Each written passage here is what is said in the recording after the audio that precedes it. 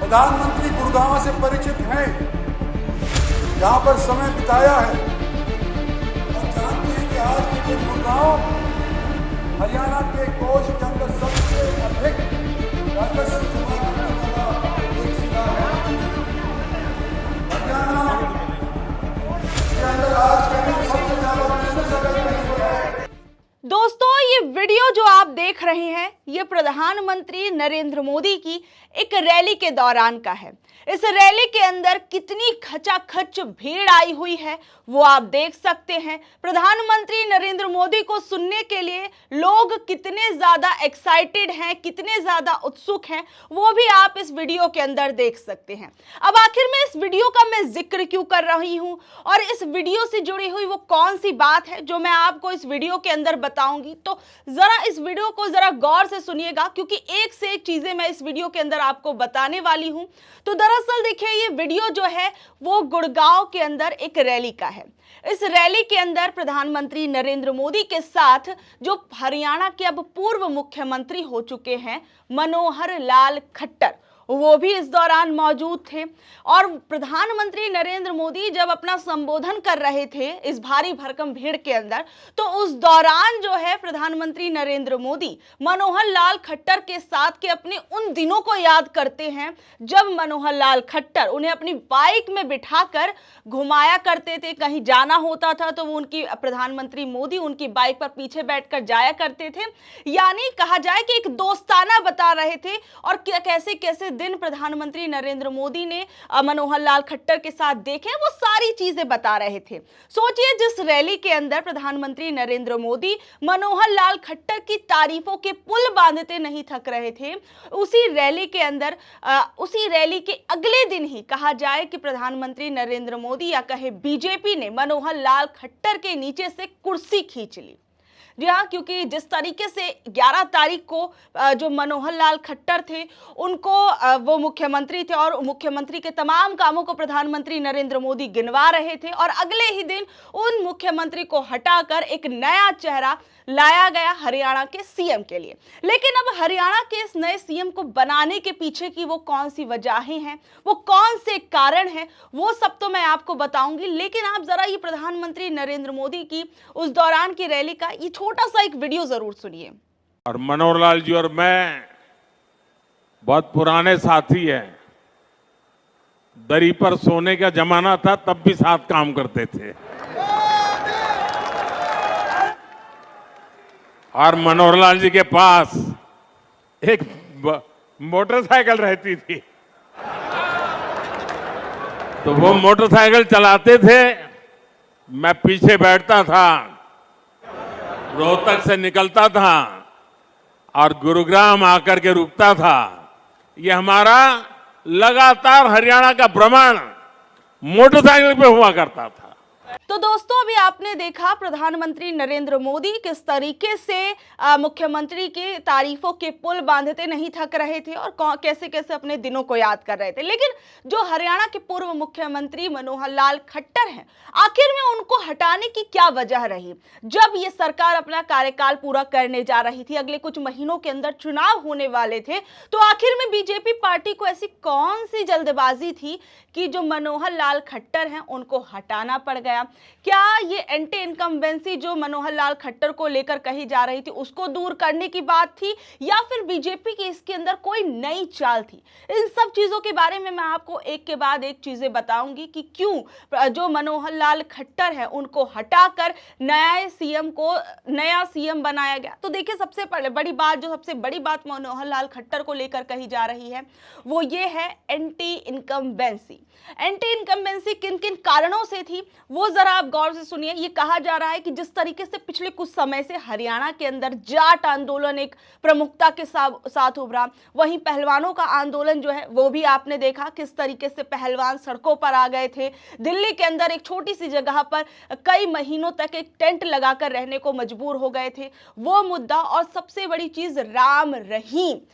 रहीम आपको याद होगा किस तरीके से जब उसकी गिरफ्तारी होने वाली थी तो उस दौरान कितनी हिंसक घटनाएं उस समय पर हुई हुई थी, जिस कारण ऐसी बहुत सी ऐसी चीजें थी, छोटी छोटी चीजें थी और ऐसी बहुत सी घटनाएं भी थी जिस कारण राज्य के अंदर मुख्यमंत्री मनोहर लाल जो खट्टर थे उनके खिलाफ एंटी इनकम्बेंसी का माहौल बन रहा था। तो इन सब चीजों के बारे में मैं भी अभी और डिस्कस करूंगी, लेकिन कुछ पहले मुख्य मुद्दों के बारे में हम बात कर लेते हैं। एंटी इनकम्बेंसी एक मुद्दा हो गया, तो दूसरी बात ये सबसे बड़ी जो निकलकर सामने आ रही है कि मुख्यमंत्री का चेहरा बदलकर बीजेपी पार्टी जो है वो आने वाले लोकसभा चुनावों को जीतने की तैयारी में लग रही है, ताकि एक ओबीसी चेहरा जो है वो हरियाणा के अंदर वो जो जाट और जो गैर जाट समुदाय के जो लोग हैं उनसे अपने वोट बैंक को संभाला जा सके, साथ ही लोकसभा के चुनावों में भी ये संदेश दिया जा सके कि देखिए बीजेपी पार्टी जो है वो हर वर्ग को साथ में लेकर चल रही है। इस वजह से ये कहा जा रहा है बीजेपी पार्टी ने अपने नए सीएम के चेहरे पर दांव लगाया है।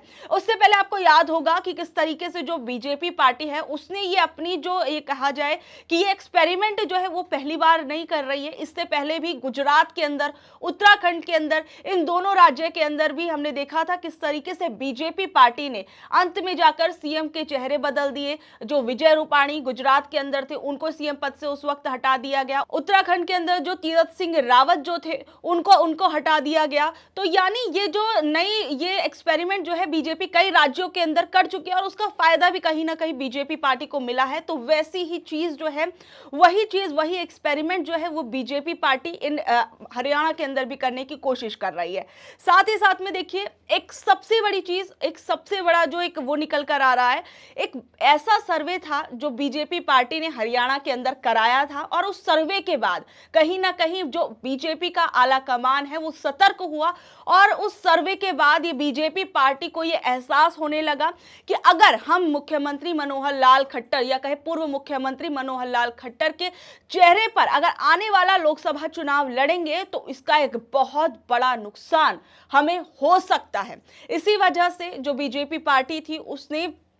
और ये सर्वे भी मैं आपको बता दूं तो दरअसल इस सर्वे के मुताबिक इसमें कहा गया है कि जो जानकारी सामने आई है कि जो प्रधानमंत्री नरेंद्र मोदी और गृह मंत्री अमित शाह और बीजेपी के राष्ट्रीय अध्यक्ष जेपी नड्डा, इन तीनों के बीच में एक अहम मुलाकात हुई थी। पहले ही ये मुलाकात हुई, लगभग एक हफ्ते पहले की ये मुलाकात बताई जा रही है, जिसमें एक सर्वे की रिपोर्ट का जिक्र किया गया था और सूत्रों के मुताबिक बीजेपी के पास जो ये सर्वे मौजूद था उसके अंदर ये बताया गया था कि बीजेपी अगर मनोहर लाल खट्टर के नेतृत्व में लोकसभा और या फिर विधानसभा का भी चुनाव लड़ती है तो वो चुनाव नहीं जीत पाएगी, कहीं ना कहीं मुश्किलें खड़ी हो जाएंगी और वहां पर जो जाट वोटों का ध्रुवीकरण जो है वो भी हो सकता है और वो बीजेपी के खिलाफ जा सकता है। यानी कहीं ना कहीं जो राज्य के अंदर जो माहौल था वो बीजेपी पार्टी के विपरीत जा रहा था, उनके अगेंस्ट में चल रहा था। इस वजह से हरियाणा के पूर्व मुख्यमंत्री जो मनोहर लाल खट्टर थे उनको बदलकर बीजेपी एक नया चेहरा लेकर आई। और मुख्यमंत्री मनोहर लाल खट्टर के समय में ऐसी कौन सी वो बड़ी घटनाएं हुई थी जिस कारण से उनकी छवि पर भी असर पड़ा, वो भी मैं आपको बताऊंगी इस वीडियो के अंदर, वो उसका भी मैं जिक्र करूंगी। और सबसे बड़ी चीज देखिए, एक जो सबसे बड़ी चीज आपको पता होगी कि कल आपने पूरे दिन ये खबरें भी देखी होंगी किस तरीके से दुष्यंत चौटाला की पार्टी जेजेपी ने खुद को बीजेपी से अलग कर लिया था और इसके पीछे की जो मुख्य बड़ी वजह है जो वो सामने आ रही थी, उनके अंदर सबसे बड़ी वजह लोकसभा चुनावों को लेकर कहा गया कि जो जेजेपी पार्टी है उसकी तरफ से जो है 2 सीटों की मांग की जा रही थी, लेकिन बीजेपी पार्टी एक भी सीट देने को तैयार नहीं थी। और सबसे बड़ी चीज ये थी कि बीजेपी पार्टी का ये कहना था कि जब हम पिछली बार 10 की 10 सीटों पर चुनाव जीते थे तो हम आपको सीट क्यों दे दें। यानी जो बीजेपी पार्टी थी वो किसी भी कीमत पर, किसी भी तरीके से जेजेपी पार्टी को एक भी सीट देने को तैयार नहीं थे, जिस कारण ये दोनों पार्टियां अलग हो गई। और सबसे बड़ी चीज आपको याद होगा कि राज्य के अंदर किस तरीके से जेजेपी पार्टी की तरफ से चुनाव से पहले ये ऐलान किया गया था कि अगर उनकी पार्टी चुनावों के अंदर जीत के आती है तो जो वृद्धों को मिलने वाली जो पेंशन है वो 5,000 कर दी जाएगी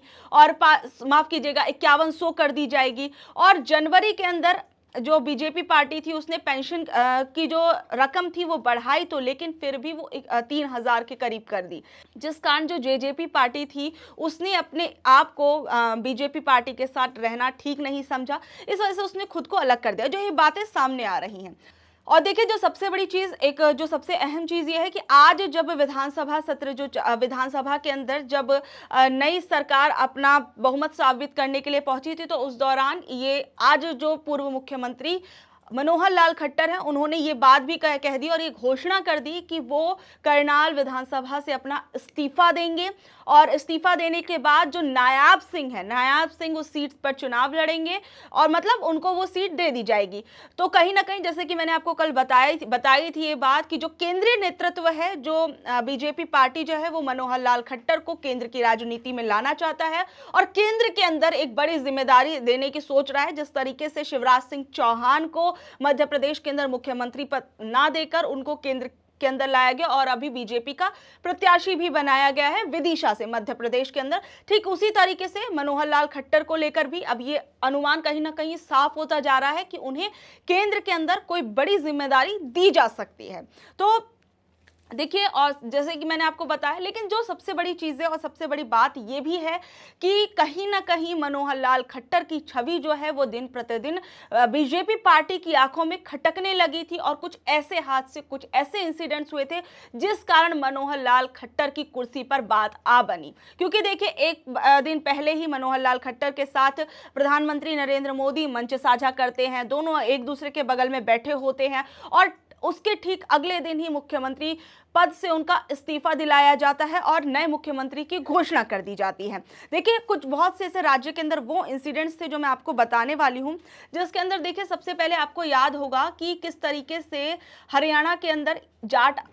आंदोलन, जाटों का जो मुद्दा है वो सबसे बड़ा मुद्दा रहा और पहलवानों का ये बड़ा मुद्दा रहा। उसमें सबसे बड़ी चीज राम रहीम, आपको याद होगा कि राम रहीम जो है वो बार बार जिस तरीके से पैरोल पर बाहर आता है, तो उसको लेकर भी कहा जाता है कि जो हरियाणा की सरकार जो है वो चुनावों को जीतने के लिए राम रहीम को बार बार पैरोल देती है और इसका भी कहीं ना कहीं एक बड़ा असर जो है वो देखने को मिला। क्योंकि मनोहर लाल खट्टर की जो छवि बार बार राम रहीम को पैरोल देने के कारण ऐसी बन रही थी कि एक जो रेपिस्ट है, जो जेल की सजा काट रहा है, उस व्यक्ति को इस तरीके से बार बार पैरोल क्यों दी जा रही है। और इसको लेकर भी मुख्यमंत्री, जो पूर्व मुख्यमंत्री मनोहर लाल खट्टर है, उन पर सवाल उठने लग गए थे।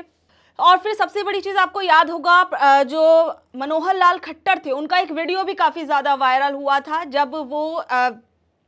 जन सुनवाई के दौरान वहां पर एक महिला उनके पास आती है, महिला सरपंच, और वो उनके आगे अपना दुपट्टा रख देती है। और क्योंकि जो मनोहर लाल खट्टर थे वो उनकी बात नहीं सुन रहे थे और अपनी बात की नजरअंदाजगी देखकर उन्होंने अपना दुपट्टा उतारा और मुख्यमंत्री के पैरों में रख दिया था। तो वो वीडियो भी काफी ज्यादा वायरल हुआ था और उसके बाद कई सवाल पूर्व मुख्यमंत्री मनोहर लाल खट्टर पर उठने लगे थे। वहीं मैं आपको बता दूं, इस पूरे मामले पर विपक्ष जो है वो भी लगातार हमलावर हो रहा है। जिस तरीके से जेजेपी पार्टी और बीजेपी पार्टी का गठबंधन टूट गया, दोनों अलग अलग हो गए, इस पर आज विधानसभा के अंदर जो हरियाणा के पूर्व मुख्यमंत्री भूपेंद्र सिंह हुड्डा हैं, उन्होंने शायरी भरे अंदाज में